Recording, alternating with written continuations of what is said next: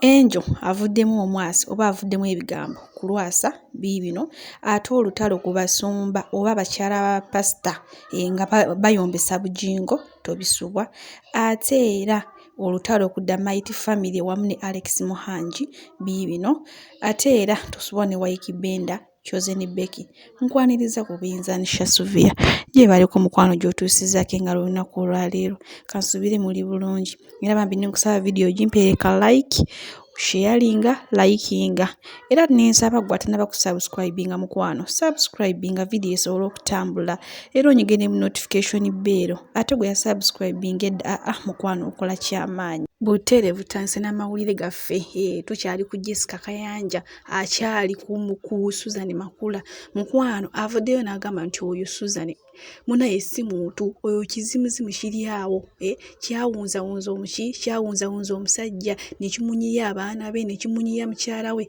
era ne mukyala pastor omulala mukyala pastor Ssenyonga naye navayo n'agamba nti oyo omukyala Jessica Kayanja byonna byayogera biki bituufu nti era bambi oyo Susan Makula ekyo ekikazi mbu kyetaaga kukola ki kusabira bibadde byani bya mukyala Ssenyonga nti yeetaaga kusabira bambi yeetaaga essaala ennyingi ekyo ekyamuyingira ekyokutabaganya banne amaka ga banne kikole ki kimuveemu era nga bugendo biwulira mu kavidiyo ako mu maaso awo bambi yayimiriranga n'asaba bye tutegeera kati ayogera ebitategeerekeka. A person who could stand and minister and we see the anointing, now they are speaking trash. Omwoyo wa Yezebeli ayigiriza abasumba okwenda. The spirit of Jezebel that teaches men of God to pray adultery. Tukusazaamu mu linnya lya We Yesu. cancel you out in the name of Jesus. Ensi ekugaane. And the world cannot stand you. Ensi terikuwanirira. And the world will never stand you. Omanye ekyatuukawo Hagali bwe yatandika okumanyiira Saara. Do you know what happened when Hagar began to fight Sarah?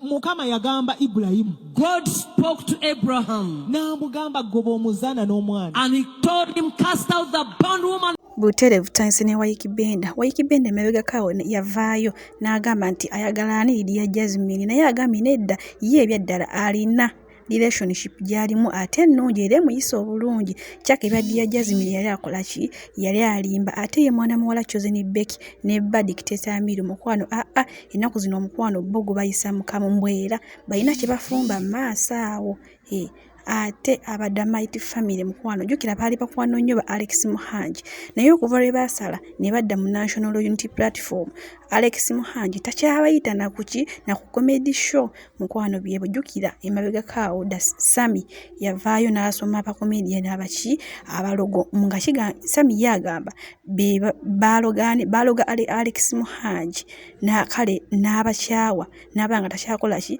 nga takyabayita naye ekigambibwa nti ate nga tufundikira amawulire gaffe tugafundikidde ne Enjo eyali mukyala Lwasa jjukira awo emabegako akatambi kaayita Enjo ng'afunye omusajja omulala Lwasa n'agamba nti yavaayo Enjo yabba ssente z'obukadde bumeka obukadde 24 Enjo avuddeyo n'agamba nti Lwasa ebyamazima byasinga okukola ki ebyobulimba byasinga okwogera naye ate ebyamazima akola ki atuukiriza bitono n'agamba era ye tamanyi nti oba alisonyiwa Lwasa n'agamba ebbanga lyabeera ne Lwasa ekintu tamuwa nga ssente zisukka bukadde 2 okitegeera n'agamba era mumanyi nti mugagga ye ebyobugagga bye tebikola ki tebimukwatako era n'agamba ye yamunyiigira Enjo era nga bugenda owulira mu katambi awo mu maaso ne bambi ngenda basibwira wano ne nkusaba video gimpereka like sharinga subscribinga kwatanaba kusubscribinga ambi nenkusaba mukwano onyige ne notification bell onyige mukadde ako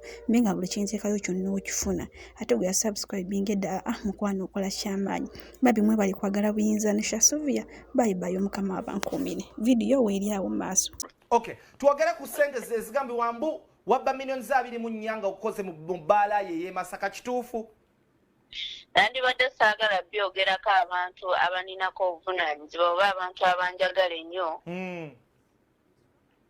bagenda kunnyiigira nze okwogera naye nina abaana nze benzadde ne bengenda ozaala mu maaso mutabani wange mukulu saagala atuule ku TV ya jjajjaawe alabe nga maama we bamuyita omubbi. Naye nga wagenda nazo oba? nkyakunnyonnyola nze